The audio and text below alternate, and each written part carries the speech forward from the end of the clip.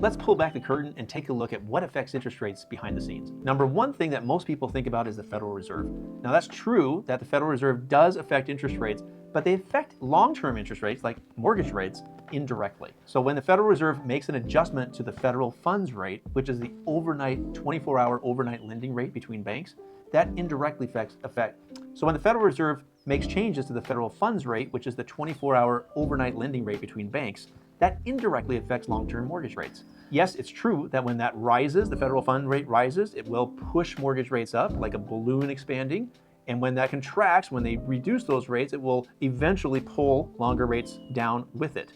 However, the daily movements in mortgage rates have nothing to do with the Federal Reserve. It has to do with supply and demand on a day-to-day basis in buying and selling mortgage bonds. Mortgages are bought and sold just like stocks and other bonds. In fact, there's a specific chart that tracks the UMBS. That's the Universal Mortgage-Backed Security, which is the Fannie Mae Freddie Mac bond that is bought and sold every day and affects exactly what the price is attached to each rate. When people say that rates change, that's actually a misnomer. Interest rates don't ever change. 6% is 6% is 6%. 5.5 is 5.5 is 5.5 today, tomorrow, next year, next decade. What changes is what 5.5 or 6%, for example, is worth in the marketplace on any given day. And that's affected by supply and demand.